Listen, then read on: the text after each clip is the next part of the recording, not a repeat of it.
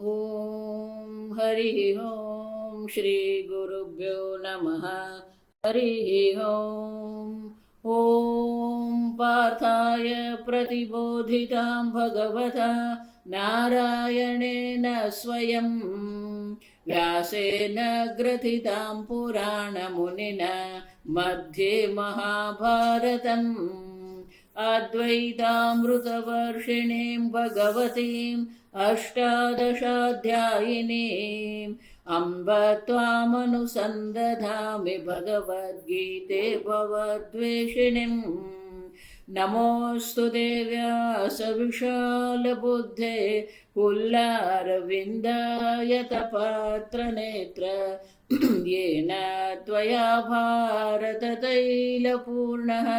प्रज्वालितो ज्ञानमय प्रदीपः प्रपन्नपारिजाताय स्तोत्रवेत्रैकपाणये ज्ञानमुद्राय कृष्णाय गीतामृतदुहे नमः। सर्वोपनिषदो गावः दुग्धा गोपालनन्दनः पार्थो वत्स सुधीर्भोक्ता दुग्धं गीतामृतं महत्। वसुदेवसुतं देवं कंसचाणूरमर्दनं देवकी परमानन्दं कृष्णं वन्दे जगद्गुरुं। भीष्मद्रोणतथा जयद्रथजला गान्धारनीलोत्पला शल्यग्राहवती कृपेण वहने कर्णेन वेलाकुला अश्वत्थामविकर्णघोरमकरा दुर्योधनवर्तिनी सोत्तीर्णा खलु पाण्डवैरणनदी कैवर्तकः केशवः। पाराशर्यवचः सरोजममलं गीतार्थगन्धोत्कटं नानाख्यानककेसरं हरिकथा सम्बोधनाबोधितं। लोके सज्जनषट्पदैरहरः पेपीयमानं मुदा भूयाद्भारतपङ्कजं कलिमलप्रध्वंसिन श्रेयसे। मूकं करोति वाचालं पङ्गुं लङ्घयते गिरिं यत्कृपातमहं वन्दे परमानन्दमाधवम्। यं ब्रह्मा वरुणेन्द्ररुद्रमरुतः स्तुन्वन्ति दिव्यैस्तवैः वेदैः साङ्गपदः क्रमोपनिषदैः गायन्ति यं सामगाः। ध्यानावस्थिततद्गतेन मनसा पश्यन्ति यं योगिनः यस्यान्तन्न विदुःसुरासुरगणाः देवाय तस्मै नमः। ॐ सहना भवतु सहनौ भुनक्तु सह वीर्यं करवावहै तेजस्विनावधीतमस्तु मा विद्विषावहै। ॐ शान्ति शान्ति शान्तिः। कार्यमित्येव यत्कर्म नियतं क्रियतेऽर्जुन सङ्गं त्यक्त्वा फलं चैव सत्यागो सात्विको मतः। સાત્વિક ત્યાગ કોને કહેવાય? ભગવાન કહે છે કર્મ કરવા છતાં પણ કર્મમાં આસક્તિ નથી, કર્મફળને આસક્તિ નથી. સત્યાગઃ નિત્યકર્મોસુ સંગ ફલ પરિત્યાગઃ સાત્વિકઃ. નિત્ય કર્મ કરવા છતાં પણ કર્મના પ્રત્યે કોઈ આસક્તિ નથી, કર્મફળ પ્રત્યે પણ કોઈ આસક્તિ નથી. કર્મમાં આસક્તિ નથી અને કર્મફળનો એ ત્યાગ, સર્વ કર્મ ફલ ત્યાગ. ત્યાગ સાત્વિક સત્વ નિવૃત્ત મત અભિમત. ભગવાન કે છે આ મારો મત છે. આ મારો અભિપ્રાય છે કે એને જ સાત્વિક ત્યાગ કહેવામાં આવે, જેમાં ભૌતિક રીતે કર્મનો ત્યાગ કરવામાં આવતો નથી. કર્મ કરવા, યજ્ઞ દાન તપશ્ચર્યા કર્મ કરવામાં આવે છે, પોતાના સ્વધર્મનું પાલન કરવામાં આવે છે, પણ કર્મ પ્રત્યે કોઈ આસક્તિ નથી અને કર્મફળનો એ ત્યાગ કરે છે. એટલે પેલો પ્રશ્ન ઉઠાવે, જા નનો કર્મ પરિત્યાગ ત્રિવિધ સંન્યાસ ઇતિ ચ પ્રકૃત. તમે એમ કીધું કે કર્મનો પરિત્યાગ 3 પ્રકારથી છે. જો આગળના શ્લોકમાં ભગવાને શું કહ્યું? ત્રિવિધ સ્મૃત કર્મણ પરિત્યાગ. જો તો તમે કર્મના પરિત્યાગની વાત કરો છો. ચ પ્રકૃત તત્ર તામસ રાજસ ચ ઉક્ત.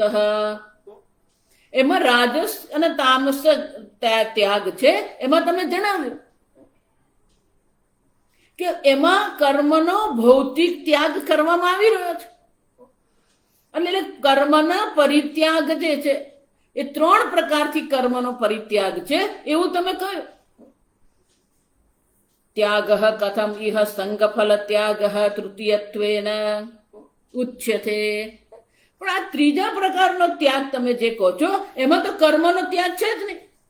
કર્મ પરિત્યાગની તમે વાત કરો છો, પણ અહીંયા તો કર્મનો ત્યાગ નથી, માત્ર ને માત્ર કર્મ પ્રત્યેની આસક્તિ અને કર્મફળના ત્યાગની વાત છે. એમાં કર્મના 3, તો પછી તમે એવું નહીં કહી શકો કે કર્મ પરિત્યાગ 3 પ્રકારના છે. કે સાત્વિક ત્યાગ તમે જે દર્શાવો છો એમાં તો કર્મનો ત્યાગ છે જ નહીં. યથા ત્રયઃ બ્રાહ્મણાઃ આગતાઃ તત્ર ષડંગ વિદો દ્વૌ ક્ષત્રિય તૃતીય ઇતિ તદ્વત. આ તો તમે કેવું કહ્યું? 3 બ્રાહ્મણો આવી રહ્યા છે, એમાં 2 બ્રાહ્મણો જે છે એ ષડંગ વિદ. 2 બ્રાહ્મણો જે છે શાસ્ત્ર છે, શાસ્ત્રના જાણકાર છે. પેલો ત્રીજો છે એ ક્ષત્રિય છે. તો તમે એવું નહીં કહી શકો કે 3 બ્રાહ્મણો આવી રહ્યા છે. જાઓ,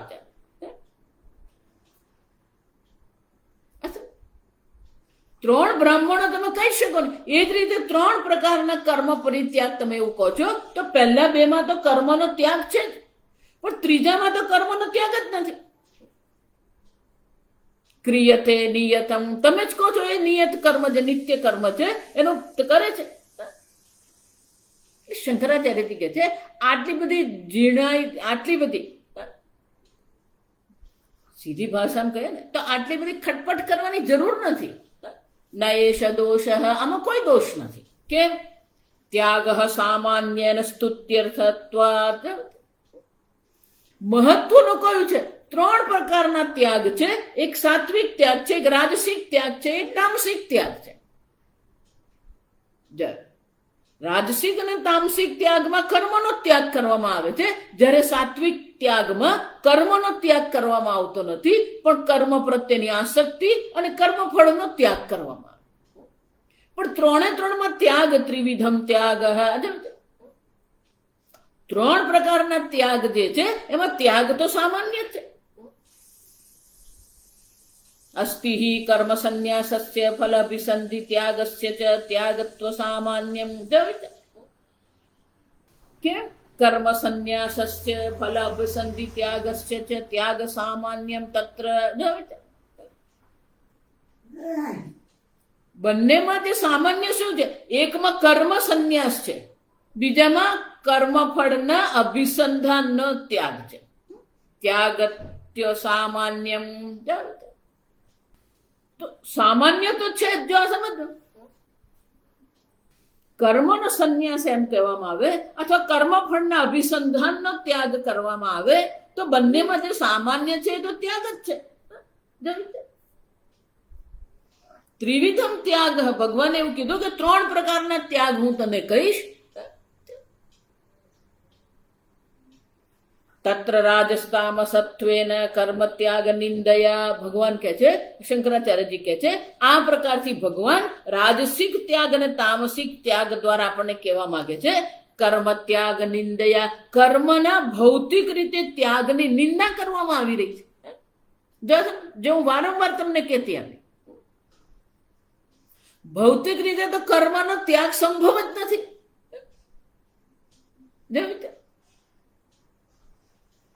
હવે પછી આવશે જ આ વાત.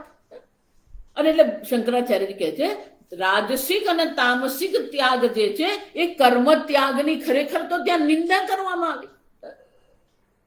તમે એમ કહો છો કે કર્મ ત્યાગ જે છે એને અહીંયા ઘડી 3 પ્રકાર દર્શાવવામાં આવે, પણ એ કર્મનો ત્યાગ જે છે એની તો ભગવાન ત્યાં રાજસિક તામસિક કહીને નિંદા કહી રહ્યા છે. જ્યારે અહીંયા કર્મનો ત્યાગ કરવામાં આવતો નથી, માત્ર કર્મના આસક્તિનો અને કર્મફળનો ત્યાગ કહેવામાં આવે, એની ભગવાન અહીંયા સ્તુતિ કરી રહ્યા છે. સાત્વિક કહીને એની સ્તુતિ જ થઈ રહી છે. કર્મફલ અભિસંધાન ત્યાગ સાત્વિકત્વેન સ્તુયતે સત્યાગ સાત્વિક મત. એનો અર્થ શું છે? રાજસિક ત્યાગ અને તામસિક ત્યાગમાં જે કર્મનો ત્યાગ કરવામાં આવ્યો એ કર્મના ત્યાગની જ નિંદા થઈ ગઈ. સમજાય છે? એને રાજસિક અને તામસિક કહીને ભગવાને એ કર્મનો ભૌતિક ત્યાગ જે કરવામાં આવી રહ્યો છે એની ભગવાને નિંદા કરી. અહીંયા તેને કર્મ કરવામાં આવી રહ્યા છે, પણ કર્મની આસક્તિ અને કર્મફળના ત્યાગની ભગવાન સાત્વિક કહીને સ્તુતિ કરી રહ્યા છે. ત્યાગ ભલે સામાન્ય છે, પણ ત્યાં કર્મ ત્યાગને તો ભગવાન નિંદા કરે છે. એનો અર્થ શું થયો? એટલે શંકરાચાર્યજી હવે આપણને દર્શાવે. જો આ સમજો. બહુ જન્મસુ ભક્ત્યા ઈશ્વરાર્પણ બુદ્ધ્યા ફલભિસંદ રહિતત્ય સાત્વિક ત્યાગ નિષ્ઠયા સમ્યક અનુષ્ઠિતૈ યજ્ઞાદિભિઃ. જો આ વિચાર. અર્જુન, આ 1 કે 2 જન્મની વાત જ નથી. જો આ વિચાર. જન્મ અનેક જન્મમાં આ પ્રકારથી જ્યારે સાત્વિક ત્યાગ કરવામાં આવે, એટલે કે સાત્વિક બુદ્ધિથી કર્મ કરવામાં આવે. જો આ બહુ જ મહત્વનું છે, આ સમજો.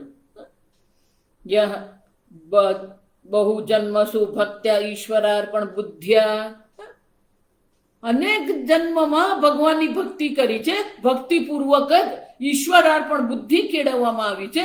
ઈશ્વરાર્પણ બુદ્ધિની સાથે સાથે ફલ અભિસંધાન રહિત, કોઈ પણ પ્રકારને ફળને વિશેષ પ્રકાર કર્મ કરવામાં આવે છે, પણ આ સંસારની અંતર્ગત કોઈ વિશેષ કર્મ ફળની અપેક્ષા જ નથી. જેમ માતા બાળકોને ઉછેરે છે, તો બાળકોનો ઉછેર જે કરવામાં આવી રહ્યો છે એમાં કોઈ વિશેષ કર્મફળની અપેક્ષા છે જ નહીં.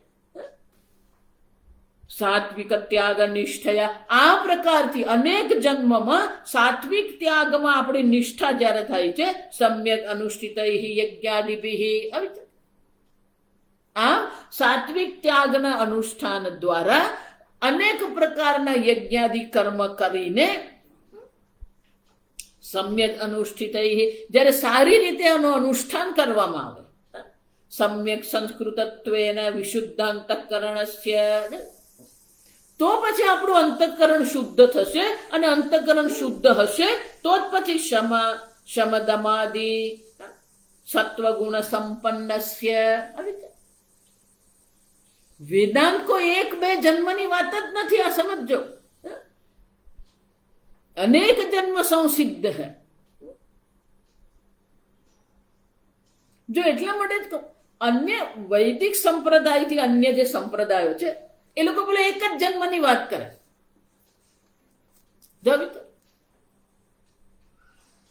એક જન્મ છે જ નહીં, અનેક જન્મ થઈ ગયા. અનેક અનંત જન્મ છે. અનંત કાળથી અનાદિકાળથી આપણે અનેક પ્રકારના જન્મ ધારણ કરતા આવ્યા. એમાં પણ મનુષ્યના પણ અનેક જન્મ છે. બહુ જન્મસુ એટલે શું છે? અનેક વાર મનુષ્ય જન્મ આપણે લીધો છે. અને દરેક મનુષ્ય જન્મ જ્યારે લીધો છે ત્યારે ત્યાં શું કરવામાં આવ્યું? યજ્ઞાદિનું સારી રીતે અનુષ્ઠાન કરવામાં આવ્યું છે, અને સાત્વિક ત્યાગનું પણ અનુષ્ઠાન કરવામાં આવ્યું. અનેક જન્મમાં ઈશ્વરાર્પણ બુદ્ધિ અને પ્રસાદ બુદ્ધિથી જ્યારે કર્મ કરવામાં આવે છે, સમ્યક સંસ્કૃતત્વેન વિશુદ્ધાંતઃકરણસ્ય, ત્યારે એ વ્યક્તિ કેવી બને છે? સમ્યક સંસ્કૃત, યોગ્ય સંસ્કાર એના મનમાં પડે છે. યોગ્ય સંસ્કારને કારણે વિશુદ્ધ અંતઃકરણ, એનું અંતઃકરણ પણ શુદ્ધ થઈ ગયું.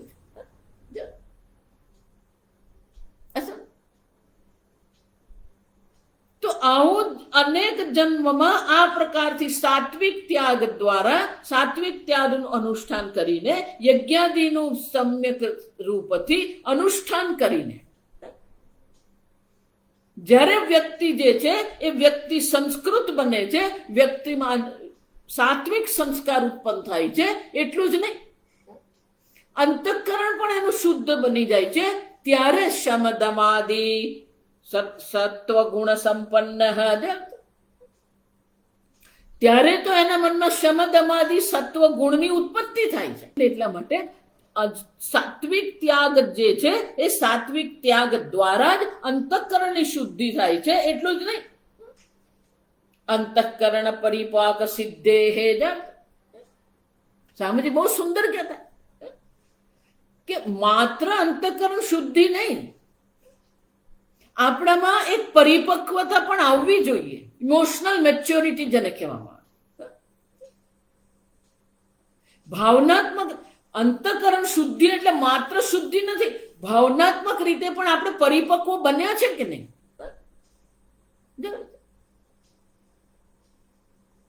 ભાવનાત્મક રીતે આપણે કેટલા સ્થિર રહી શકીએ છીએ.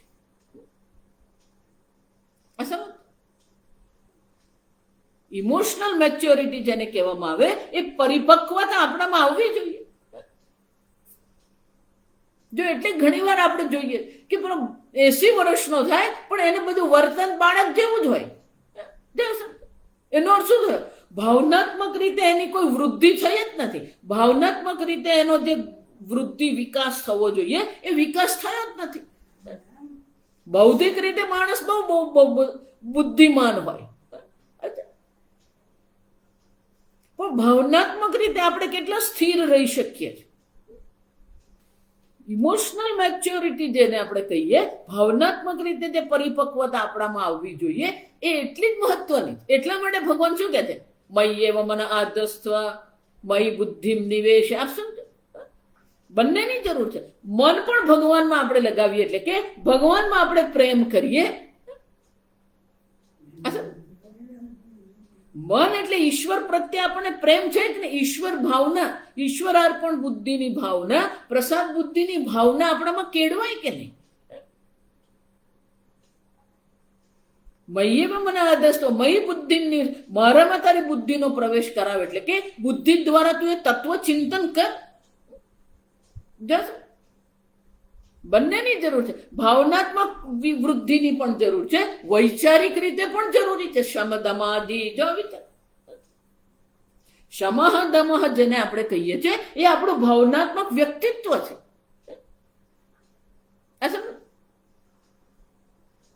ભાવનાત્મક રીતે આપણે કેટલા સ્થિર રહી શકીએ છીએ. અને એટલે અહીંયા કહે છે અંતઃકરણ પરિપાક સિદ્ધે. આમ અંતઃકરણમાં એ પરિપક્વતા આવે છે અને એ પરિપક્વતાને કારણે આ સાત્વિક ત્યાગ જે છે એ સાત્વિક ત્યાગમાં એની નિષ્ઠા થાય છે. અને એટલે શંકરાચાર્યજી અહીંયા કહે છે યહ તુ અધિકૃત સંગમ ત્યક્ત્વા ફલ અપિસંદ નિત્યમ કર્મ કરોતિ. અને એટલે શંકરાચાર્યજી કહે છે કે જે કર્મનો અધિકારી છે, જે અજ્ઞાની છે, કર્મનો અધિકારી છે પણ મુમુક્ષુ પણ છે, એને મોક્ષની ઈચ્છા છે. તો જેને મોક્ષની ઈચ્છા છે એને શું કરવું છે? સંગમ ત્યક્ત્વા ફલ અભિસંધિ ચ નિત્યમ કર્મ કરોતિ. જો એટલે હું તમને ગમે ત્યાં તમે ભાગીને જશો, નિત્ય કર્મ તો તમારે કરવાના જ છે.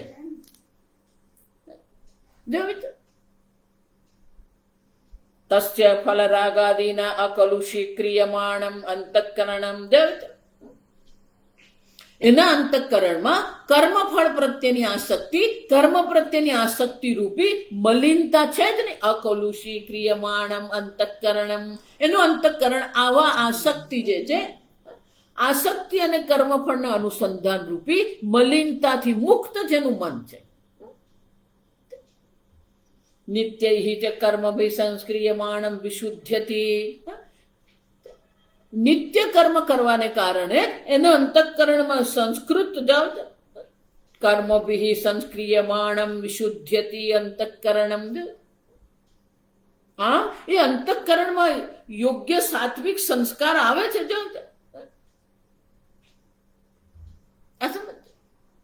આમ એવું જે સંસ્કૃત અંતઃકરણ જે છે, મલ આસક્તિ રૂપી મલ રહિત જે અંતઃકરણ જેનું છે, પણ હજી કર્મનો એને ત્યાગ નથી કર્યો. જ્યાં સમજ બરાબર,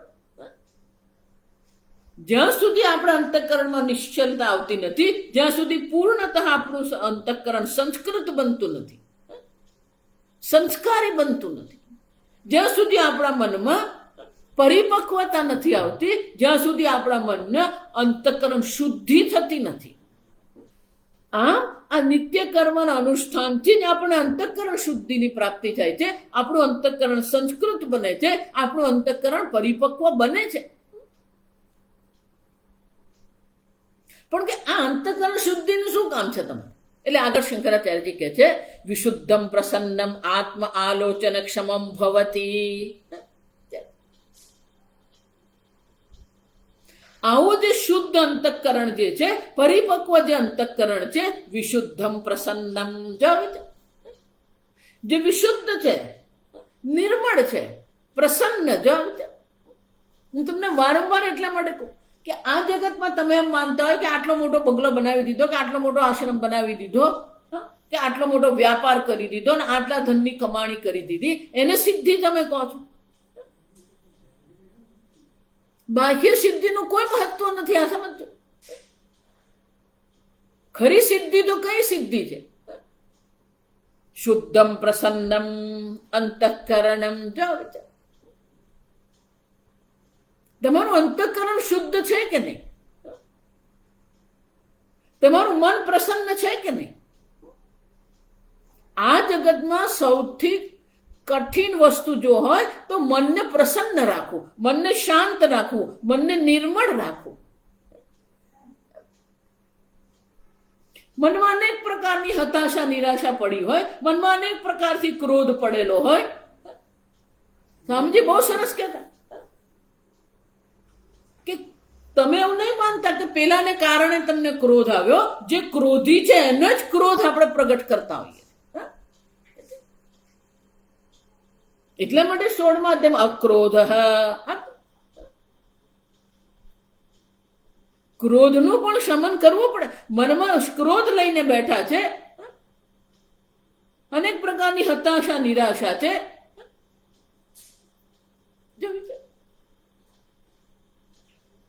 આવું મલિન મન જે છે એ ક્યારેય આત્મા તત્વ ચિંતન માટે ક્યારેય એ ઉપલબ્ધ જ થતું નથી. અને એટલે શંકરાચાર્યજી કહે છે, આવું જે પ્રસન્ન અને વિશુદ્ધ અંતઃકરણ છે એ શું છે? આત્મ આલોચન ક્ષમમ ભવતી. એ જ આત્મચિંતન માટે ક્ષમમ, સમર્થ બને છે. આ જ વસ્તુ ભગવાન ત્યાં આગળ કહી જ ગયા. સમજો, બીજા અધ્યાયમાં ભગવાન આ વસ્તુ કહી જ ગયા છે. આ સમજો, યમ હિ ન વ્યથયન્તે તે પુરુષવ્યાગ્ધ પુરુષમ પુરુષર્ષભ સોમૃતત્વાય કલ્પતે સ અમૃતત્વાય કલ્પતે સમર્થો ભવતી. આપણે બાહ્ય સિદ્ધિમાં મનને એટલું બધું લગાવીને રાખીએ છીએ કે પેલી અંતઃકરણની જે સિદ્ધિ છે આગળ આવશે ને બધું. ખરી સિદ્ધિ એ છે કે તમારું મન નિર્મળ છે કે નહીં, તમારા મનમાં છળ કપટનો અભાવ છે કે નહીં, તમારા મનમાં શાંતિ છે કે નહીં, તમારા મનમાં પ્રસન્નતા છે કે નહીં. નાસ્તિ બુદ્ધિ અયુક્તસ્ય.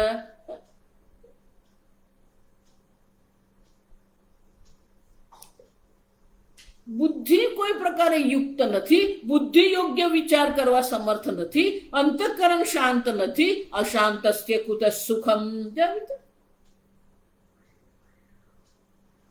અશાંતિ છે તો કયા પ્રકારનું સુખ તમને મળવાનું?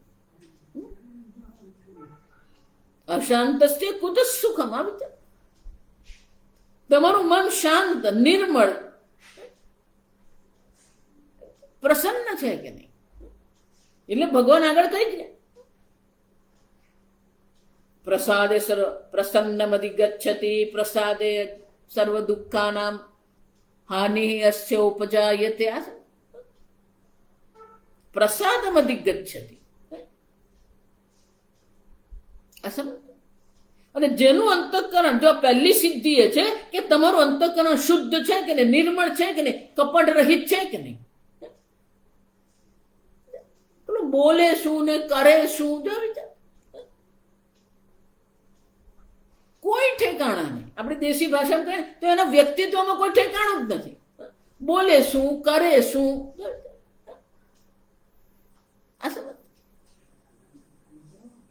હું હંમેશા બધાને કહું કે જે તમે બોલો એ કરો. જો આ સમજો, આટલું પણ જો કરીએ ને, આપણે જે બોલીએ એટલું જો કરીએ ને, સીધી ભાષા કહું ને, કરી બતાવીએ ને, તો એ સાધક કહેવાય. પણ આપણે અભી બોલા અભી ફોક. જા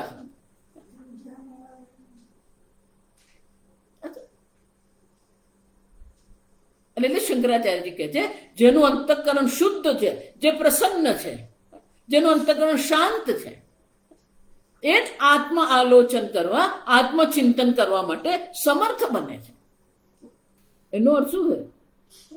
આ જગતની અંતર્ગત સૌથી શ્રેષ્ઠ સિદ્ધિ જો હોય તે અંતઃકરણ શુદ્ધિ છે, અંતઃકરણની નિર્મળતા છે. હમણાં અંતઃકરણમાં પરિપક્વતા છે કે નહીં? આપણું અંતઃકરણ એટલું પરિપક્વ હોવું જોઈએ કે કોઈ પણ પરિસ્થિતિ, કોઈ પણ પ્રતિકૂળતા આવે, આપણું મન શાંત રહી શકે છે.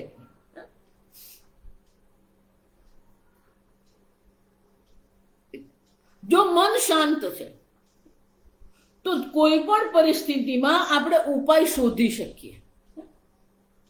જેના અંતઃકરણમાં ક્રોધ પડેલો છે, મલિનતા પડી છે, એ શું કરશે? જેવી પ્રતિકૂળતા આવે ને પછી જે બોલવાનું ચાલુ કરે. એનો અર્થ શું? અંદર એટલું બધું આપણે ભરીને બેઠા છે, દુઃખ, અસ્વીકાર, વિરોધ.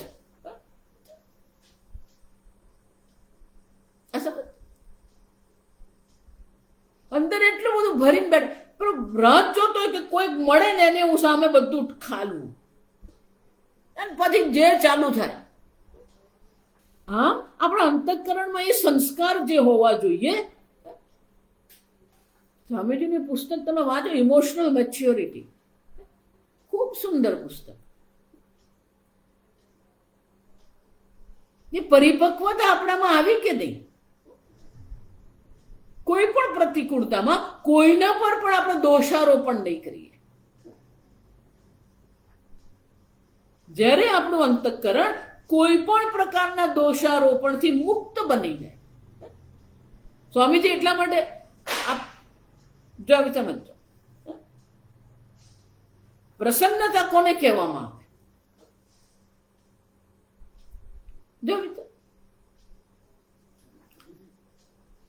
ચીયરફુલ એક્સેપ્ટન્સ. સહર્ષ સ્વીકાર આપણે કરીએ. સ્વીકાર તો કરવો જ પડે, કારણ કે પરિસ્થિતિ આપણી સામે છે કે સ્વીકાર. પણ એ સ્વીકારીએ છે ત્યારે શું કરીએ છીએ આપણે? અનેક પ્રકારની ચિંતા, અનેક પ્રકારનો ક્રોધ, અનેક પ્રકારનો વિરોધ, અનેક પ્રકારના અસ્વીકાર. કોઈ પણ પરિસ્થિતિ આવે એનો સહર્ષ સ્વીકાર આપણે કરીએ. ચીયરફુલ એક્સેપ્ટ. આપણું મન શાંત રહી શકે છે કે નહીં? મન એટલું બધું વિક્ષિપ્ત થઈ જાય છે, મનમાં એટલી બધી ઉદ્વિગ્નતા આવી જાય કે એ જ ઉદ્વિગ્નતા, એ જ અશાંતિ, એ વિક્ષેપ પછી પ્રગટ થતો જાય ક્રોધ રૂપે, દોષારોપણ રૂપે.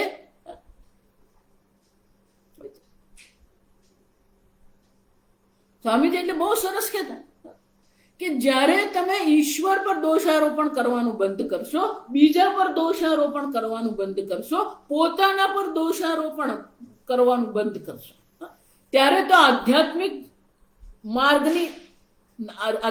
માર્ગનો આરંભ થાય છે. When you stop blaming others, આપણે બીજા પર એવા બ્લેમ કરતા રહે, દોષારોપણ કરતા જ રહીએ. આને કારણે આમ થયું, પેલો આવો છે એવો આવો જ રહેવાનો, એને જ કારણે. કેટલું તમે દોષારોપણ કરશો? સીધી ભાષામાં કહીએ તો આપણા પ્રારબ્ધનો સ્વીકાર આપણે કરીએ છીએ કે નહીં? જીવનમાં જે પણ કઈ બની રહ્યું છે એ આપણા પૂર્વજન્મના કર્મ છે, તો એની જવાબદારી લેવા આપણે તૈયાર નથી અને બીજા પર આપણે દોષારોપણ કરીએ. આને કારણે આમ થયું. કેટલા દોષારોપણ કરીએ, કેટલો વિરોધ કરીશું? આ બધામાં જ મન એટલું બધું વ્યસ્ત છે કે આત્મચિંતન માટે એ મન ઉપલબ્ધ થતું જ નથી. એટલે ભગવાને શું કીધું? ધ્યાનની પહેલી શરત શું છે? સ્પર્શાન કૃત્વા બહિઃ બાહ્યાન.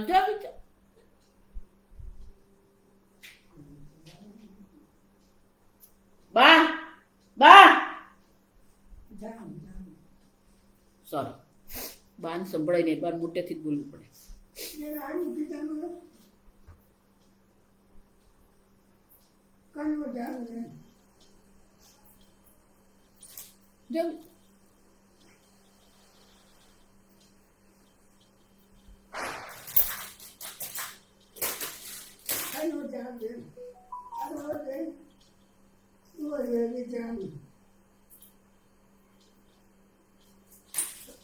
સ્પર્શાન કૃત્વા બહિઃ બાહ્ય. અંદર એટલું બધું ભરેલું છે. આપણે બાળપણથી જ નહીં, પૂર્વજન્મના પણ એટલા બધા વિક્ષેપ લઈને આપણે આવ્યા છે, એટલી બધી હતાશા નિરાશા લઈને આપણે આવ્યા. એટલા માટે જ અહીંયા કીધું ને આગળ, બહુ જન્મ, અનેક જન્મમાં આ પ્રકારથી સાત્વિક ત્યાગ કરીને એ સાત્વિક ત્યાગનું અનુષ્ઠાન કરીએ છીએ, ત્યારે જ આપણું અંતઃકરણ શુદ્ધ થાય.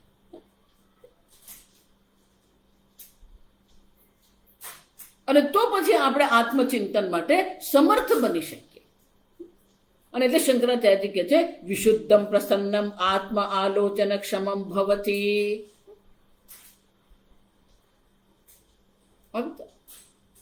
તસ્ય એવ નિત્ય કર્મ અનુષ્ઠાને ન વિશુદ્ધ અંતઃકરણસ્ય આત્મજ્ઞાન અભિમુખસ્ય ક્રમેણ યથા તન્નિષ્ઠા સ્યાत् તદ્ વક્તવ્યમ.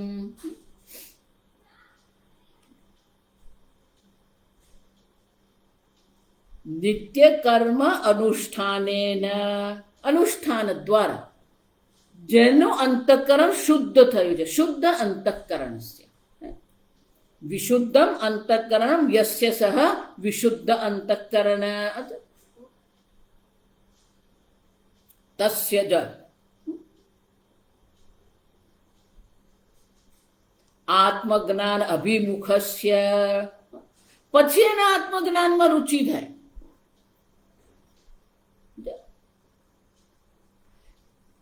એવું માનતા નહીં કે શાસ્ત્ર અધ્યયન કરે છે એટલે એને આત્મજ્ઞાનમાં રુચિ છે. આ સમજો બરાબર. શાસ્ત્ર અધ્યયન કરે છે એટલે કઈ એને આત્મજ્ઞાનમાં રુચિ થઈ ગઈ છે એવું નથી. કેટલાક લોકો દેખાદેખીથી જ કરતા હોય, પણ એને પ્રત્યેની કોઈ ગંભીરતા એ લોકોનામાં છે જ નહીં.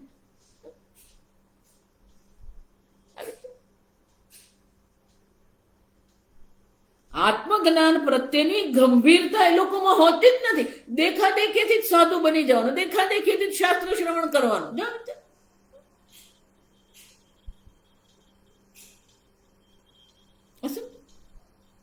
અને એટલે શંકરાચાર્ય કહે છે, આ પ્રકારથી જેને પરિપક્વતા પ્રાપ્ત કરી છે, જેનું અંતઃકરણ નિર્મળ છે, પ્રસન્ન છે, કોને કારણે? નિત્ય કર્મ અનુષ્ઠાને. આવી છે નિત્ય કર્મના અનુષ્ઠાનને કારણે આ પ્રકારની પરિપક્વતા, પ્રસન્નતા, વિશુદ્ધિ એને પ્રાપ્ત કરી છે. તો પછી એના મનમાં શું થશે? આત્મજ્ઞાન અભિમુખસ્ય. આત્મજ્ઞાન પ્રત્યે એ અભિમુખ બને છે, અગ્રેસર બને છે.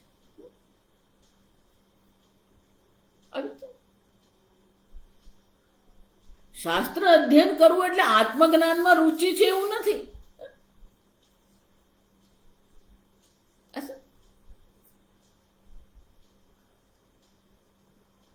આશ્રમમાં રહે છે એટલે એને ભક્તિ છે એવું નથી. ઉદર નિમિત્તમ બહુકૃત વેશ.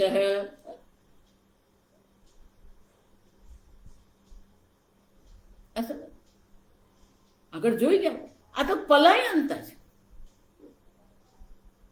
આ બધી જવાબદારીઓથી આપણે ભાગીએ છીએ. નહીં, નિત્ય કર્મ અનુષ્ઠાન એનો અર્થ શું થાય? સર્વ પ્રકારના કર્તવ્યોનું પાલન કરવાનું જ છે. કોઈ કર્મનો ત્યાગ નથી કરવો. કર્તવ્ય સંન્યાસી બને એનો અર્થ એવો નથી કે એને કોઈ કર્તવ્ય કર્મ નથી. શરૂમાં જયારે આ વેદાંત અધ્યયન કરાવવા માંડ્યું દક્ષિણ ગુજરાત, તો લોકોના મનમાં એવું ક્યાં, મને તો ખબર જ નહીં, પણ એકવાર પેલા બેન બોલે ને ત્યારે મને ખબર પડી કે આવું આવું કંઈક વિચારે ખરા લોકો.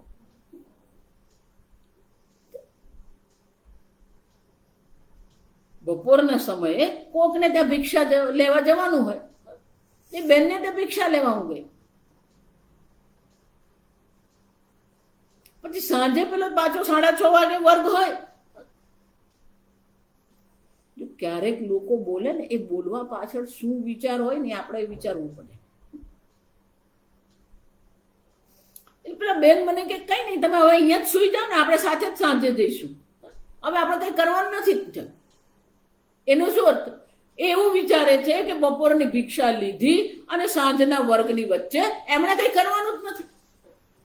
સાધુએ શું કરવાનું? કઈ કરવાનું નથી. નહીં, આ સમજ.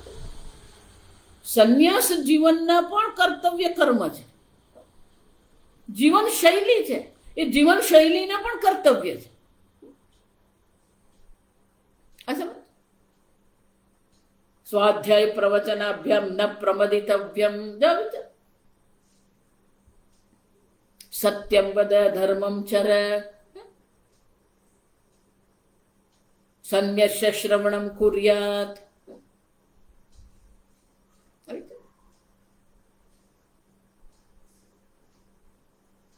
સંન્યાસી સાધુ જે છે એ કોઈ નવરો માણસ નથી. એનું પણ કર્તવ્ય દૈનિક જીવન છે, એનું દૈનિક કર્તવ્ય છે. અને દૈનિક જીવનનું એનું જે કર્તવ્ય છે એ કર્તવ્યનું યોગ્ય રીતે એ પાલન કરી જ રહ્યો છે. લોકોના મગજમાં એવું, અમે તો ઘર ચલાવીએ, પૈસાની કમાણી, અમે કેટલું કામ કરીએ, તમારે શું કરવાનું? શરૂમાં આવા એટલા બધા ધક્કા મને લાગેલા ને, પેલો બોલી જાય આપણી સામે. હવે આખો દિવસ આ બજારમાં કામ કરવાનું, એટલી મહેનત કરવાની, તમારે તો બહુ શાંતિ, તમારે કંઈ કરવાનું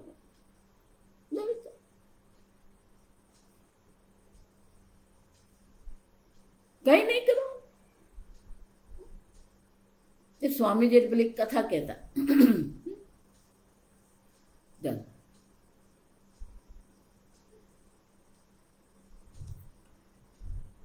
સાધુ છે એટલે એને કંઈ જ નથી કરવાનું એવું નથી. ભલે એ લૌકિક કર્મ નથી કરતો, ભલે ધનોપાર્જનનું કર્મ નથી કરતા, ભલે એને ગ્રહસ્થના જે કર્તવ્ય છે એવા કર્મ નથી. એનો અર્થ એવો નથી કે સાધુ જીવનમાં કોઈ કર્તવ્ય કર્મ નથી. એની પણ એક દૈનિક જીવન શૈલી છે. જો એટલા માટે જ કોઈ પણ વ્યક્તિ મારી પાસે આવીને મને કહે ને, તો હું એને પહેલા કહું કે તું પહેલા તારું દૈનિક જીવન શું છે મને બતાવ. 24 કલાક તું શું કરવાનું, અથવા તું શું કરવાનું. એક જીવન શૈલી છે આ. અને એટલે શંકરાચાર્ય કહે છે તસ્ય એવ નિત્ય કર્મ અનુષ્ઠાનેન. નિત્ય કર્મના અનુષ્ઠાનને કારણે એને આ અંતઃકરણની શુદ્ધિ પ્રાપ્ત થાય છે. અને તો જ એ શું થશે? આત્મજ્ઞાન અભિમુખસ્ય. એ જ વ્યક્તિ પછી આત્મજ્ઞાન અભિમુખ થાય છે.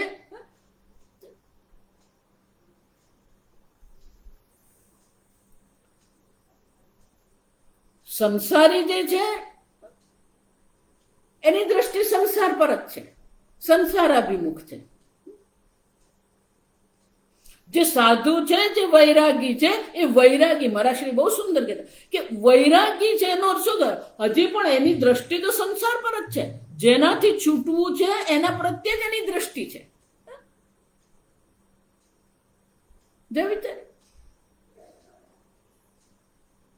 હજી પણ એની દ્રષ્ટિ તો સંસાર પર જ છે. જેના પ્રત્યે એના મનમાં વૈરાગ્ય થયો એના પર જ એની દ્રષ્ટિ છે. હજી પણ એનું દ્રષ્ટિ જે છે, એનું મુખ જે છે સંસાર તરફ જ છે.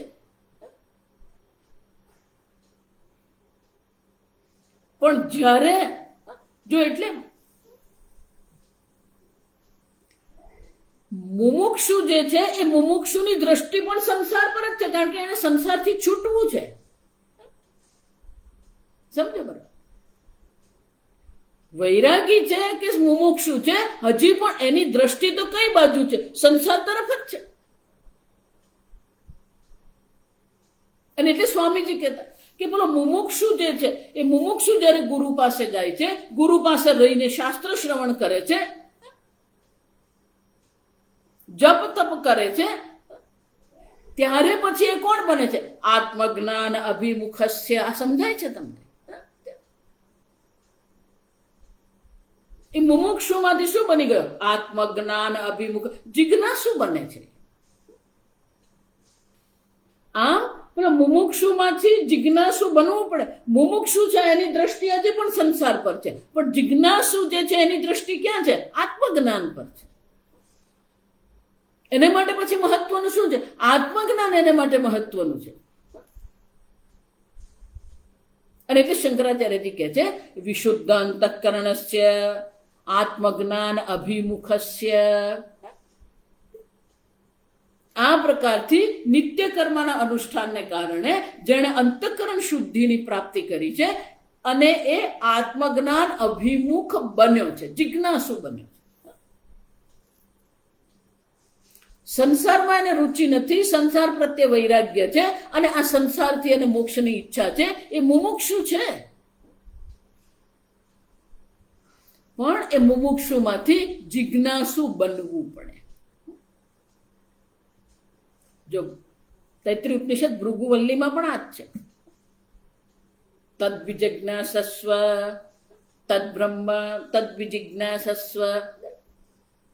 એ બ્રહ્મ છે એને જાણવાની ઈચ્છા તું કર. જો આ સમજ. અથા તો બ્રહ્મ જિજ્ઞાસા. બ્રહ્મસૂત્રનો આરંભ પણ ક્યાંથી થાય છે? અથા તો બ્રહ્મ જિજ્ઞાસા. આવી છે. આમ એ બ્રહ્મ તરફ આપણી દ્રષ્ટિ જાય છે કે નહીં? કે હજી પણ એ સંસાર પર જ આપણી દ્રષ્ટિ છે. પેલા આમ કર્યું, પેલો આમ નથી કરતો, પેલા આખો દિવસ એ માણસ એ સંસારની જ ચર્ચા કરતો. ભલે એ સંસાર છોડીને બેઠો છે પણ ચર્ચા તો પાછી એની જ હોય. વિચાર. એને તત્વચિંતનમાં, આત્મચિંતનમાં એને કોઈ રુચિ નથી. શાસ્ત્ર અધ્યયન કરે છે તો એને રુચિ નથી. બીજા બધાની તો વાત પછી કરવાની. એટલા માટે યમરાજા શું કહી ગયા? ના યમાત્મા પ્રવચનેન લભ્યઃ ન બહુના શ્રુતેન ન મેધયા. આ સમજાય છે? શાસ્ત્ર અધ્યયન કરવા માત્રથી કોઈ આત્મજ્ઞાન અભિમુખી બનતું નથી.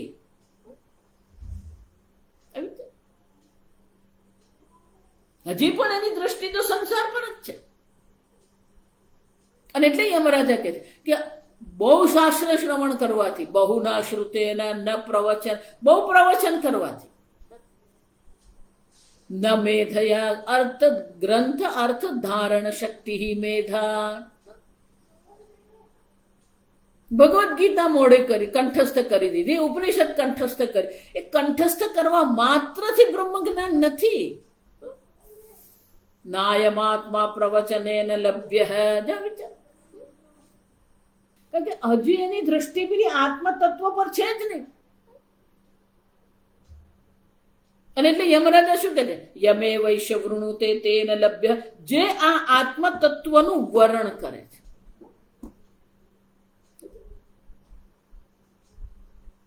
વરણ કરવું એટલે કે એને જ જીવનનું લક્ષ્ય બનાવે છે. અને એટલે વેદ વ્યાસજી કહે છે અથા તો બ્રહ્મ જિજ્ઞાસા, શંકરાચાર્યજી કહે છે ત્યાં આપણે ઉમેરવાનું છે કર્તવ્ય. જેમ નિત્ય કર્મનું અનુષ્ઠાન કરવું એ આપણું કર્તવ્ય છે, એ તાની અપી કર્તવ્યાની, એ જ રીતે આત્મજ્ઞાન માટેની ઈચ્છા થવી પણ કર્તવ્ય છે. જેવી આપણે આ સંસાર પ્રત્યે કર્તવ્ય બુદ્ધિ છે એવી કર્તવ્ય બુદ્ધિ બ્રહ્મ જ્ઞાન માટે છે ખરી? ભગવાનની ભક્તિ માટે એવી કર્તવ્ય બુદ્ધિ છે નહીં. જપ કરો તો કરો, નહીં કરે તો કઈ નહીં. શાસ્ત્ર શ્રવણ કર્યું તો કર્યું, નહીં કર્યું કઈ નહીં. જેમ યજ્ઞ દાન તપ કર્મ જે છે એ કર્તવ્યાની કર્માણી છે, એ જ રીતે બ્રહ્મ જિજ્ઞાસા પણ શું છે? શંકરાચાર્યજી કહે છે અથા તો બ્રહ્મ જિજ્ઞાસા કર્તવ્યાની, કર્તવ્ય કરવા યોગ્ય છે. અને એટલે શંકરાચાર્યજી અહીંયા કહે છે આત્મજ્ઞાન અભિમુખસ્ય યથાક્રમેણ નિતન્નિષ્ઠા સ્યાત તદ વક્તવ્યમ. જે ક્રમથી એની તત્વજ્ઞાનમાં નિષ્ઠા થાય છે એ હવે કહેવા યોગ્ય છે, વક્તવ્ય. એટલે ભગવાન હવે પછીના શ્લોકમાં આ દર્શાવે છે.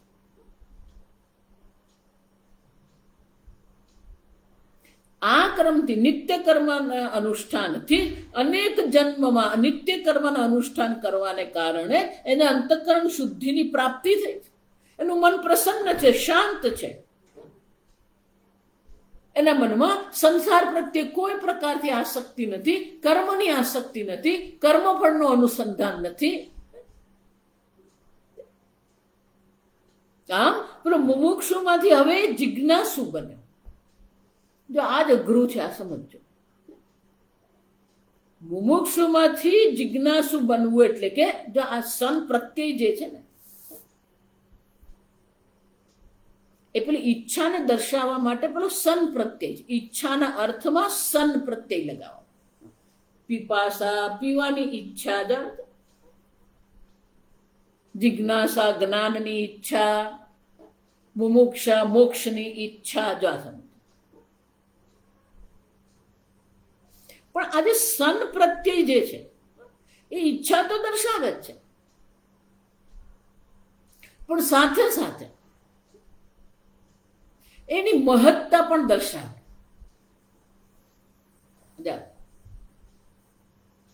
જિજ્ઞાસાનો અર્થ શું થાય? જ્ઞાન જ એના જીવનનું લક્ષ્ય છે, જ્ઞાન જ એના જીવનનું કર્તવ્ય છે, આત્મજ્ઞાન જ જેના જીવનનું કર્તવ્ય છે. એનો અર્થ શું થાય? કર્તવ્ય બુદ્ધિ આત્મજ્ઞાનમાં છે, એટલે કે એમાં પછી કોઈ વિકલ્પ નથી. સ્વામીજી એટલા માટે કહેતા ચોઇસલેસ ચોઇસ, વિકલ્પ રહિત વિકલ્પ છે. આમ એ આત્મજ્ઞાનમાં જ એને કર્તવ્ય બુદ્ધિ છે, અને એ કર્તવ્ય બુદ્ધિને કારણે જ એને અન્ય કોઈમાં કોઈ રુચિ રહેતી નથી. અને એટલા માટે શંકરાચાર્યજી કહે છે યથાક્રમેણ તન્નિષ્ઠા સ્યાત. આત્મજ્ઞાનમાં અભિમુખ બને છે, એ આત્મજ્ઞાન માટે, આત્મચિંતન માટે એ અધિકારી બને છે, સમર્થ બને છે, એ આત્મજ્ઞાનમાં અભિમુખી બને છે. અને પછી કયા ક્રમથી એને આત્મજ્ઞાનમાં નિષ્ઠા થાય છે એ કહેવું પણ જરૂરી છે.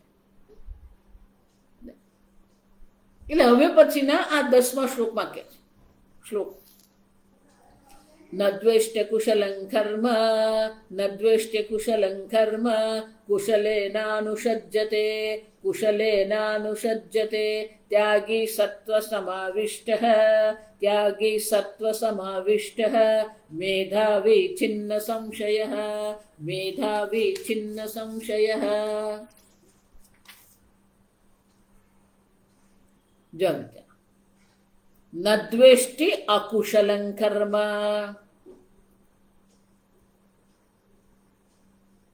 એના મનમાં કોઈ પણ કર્મ અકુશળ કર્મ એટલે કે નિષિદ્ધ કર્મ, કામ્ય કર્મ પ્રત્યે એના મનમાં કોઈ દ્વેષ નથી. કુશલેના અનુસજ્યતે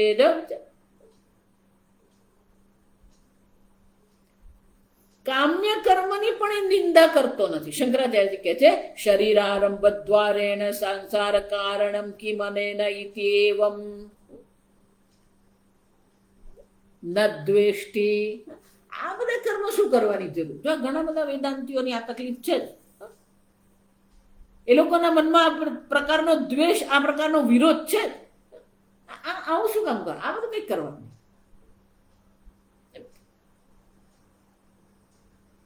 આ બધું તો સંસારનું છે. શરીર આરંભ દ્વારેણ સંસાર કારણમ કિમ અનેન ઇતિ ન દ્વેષ્ટિ. આનાથી મને શું પ્રયોજન છે? આ પ્રકારથી કામ્ય કર્મ હોય કે નિષિદ્ધ કર્મ હોય કે વિહિત કર્મ હોય, એને પ્રત્યે એના મનમાં કોઈ દ્વેષ નથી. કોઈને પ્રત્યે દ્વેષ કરવાની જરૂર. લોકોને એવી આદત, પણ એ કામ્ય કર્મ કે પ્રતિષિદ્ધ કર્મનો કોઈ પણ પ્રકારે વિરોધ નથી કરતો. આ તો શરીર, નવું શરીર ધારણ કરવા માટેનું કારણ બની શકે એમ છે. આ સંસારનું કારણ છે અને એટલા માટે એના પ્રત્યે એના મનમાં દ્વેષ નહીં. ન દ્વેષ્ટિ.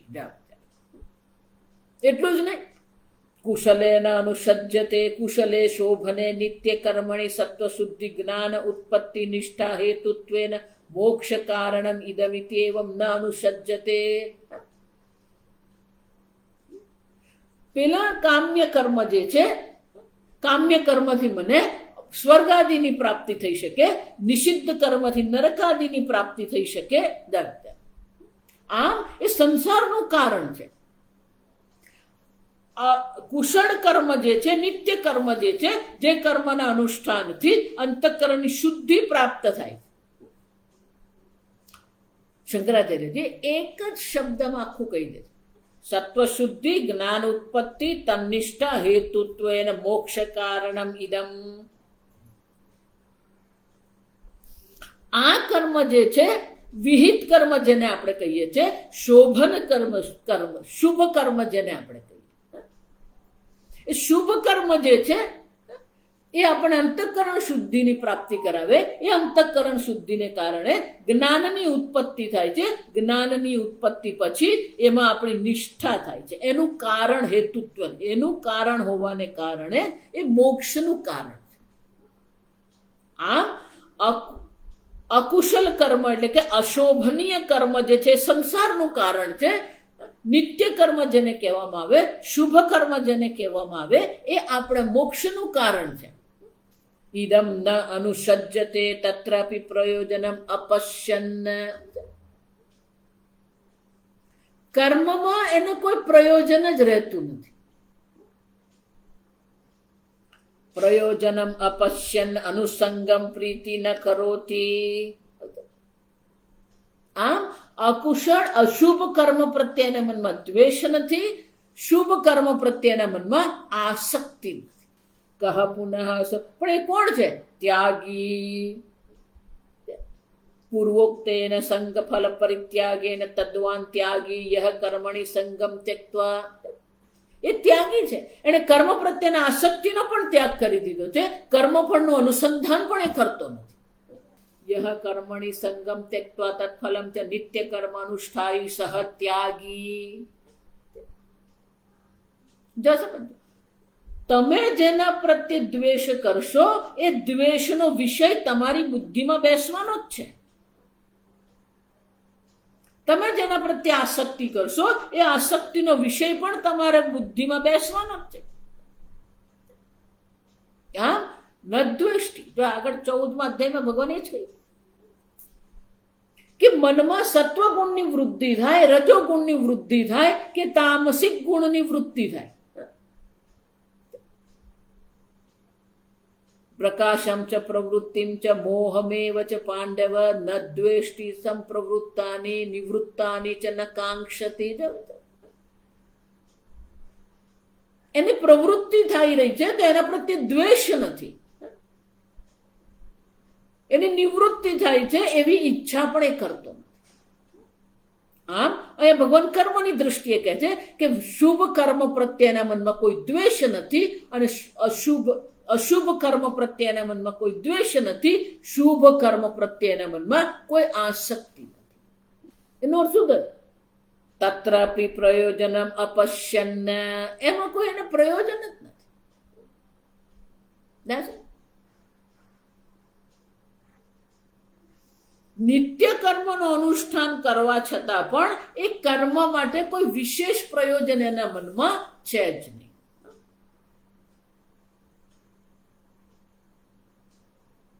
પણ કે આવું કેવી રીતે થઈ શકે? સત્વ સમાવિષ્ટ, આવતીકાલે આપણે જોઈશું કે એ સાત્વિક ગુણમાં જ સમાવિષ્ટ, સારી રીતે એ નિષ્ઠ છે. સત્વ ગુણમાં એની નિષ્ઠા એવી છે, એને કારણે એના મનમાં જે વિવેક છે, વિવેકને કારણે એ કોઈનો દ્વેષ પણ કરતો નથી, કોઈની આસક્તિ પણ કરતો નથી. આમ ભગવાન એનું કારણ આગળ દર્શાવે છે શ્લોકમાં, સત્વ સમાવિષ્ટ.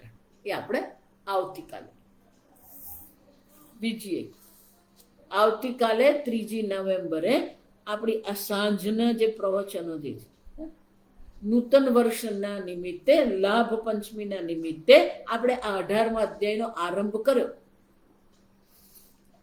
આવતીકાલે 3 તારીખે આ સત્ર અહીંયા ઘડી વિરામ થશે. પછી પાછો 12મી 13મી નવેમ્બરે ફરીથી આપણે શરૂ કરીશું. આ થોડા દિવસ માટે, 10 દિવસ માટે આપણે એને વિરામ આપીએ છીએ. એટલે આવતીકાલે ભગવદ્ ગીતાનો છેલ્લો પ્રવચન આપણું આ સત્રનું રહેશે. ઓમ સ્વસ્તિ પ્રજાભ્યઃ પરિપાલયન્તામ ન્યાયેન માર્ગેણ મહિં મહિષાઃ ગોબ્રાહ્મણેભ્યઃ શુભમસ્તુ નિત્યં લોકા સમસ્તા સુખિનો ભવन्तુ કાલે વર્ષતુ પર્જન્યઃ પૃથ્વી સસ્યશાલિની દેશોऽયં ક્ષોભરહિતઃ બ્રાહ્મણા સन्तુ નિર્ભયાઃ ઓમ સર્વેષાં સ્વસ્તિર્ભવતુ સર્વેષાં શાંતિર્ભવતુ સર્વેષાં પૂર્ણં ભવતુ સર્વેષાં મંગલં ભવતુ સર્વેષાં પૂર્ણં ભવતુ સર્વે ભવन्तુ સુખિનઃ સર્વે સन्तુ નિરામયાઃ સર્વે ભદ્રાણિ પશ્યन्तુ મા કશ્ચિદ દુઃખભાગ ભવેत् असतो मा सद्गमय तमसो मा ज्योतिर्गमय मृत्योर्मा अमृतंगमय. ओम पूर्णमद पूर्णमिदं पूर्णात् पूर्णमुदच्यते पूर्णस्य पूर्णमादाय पूर्णमेवावशिष्यते. ओम शांति शांति शांति. हरिः ओम श्री गुरुभ्यो नमः. हरिः ओम.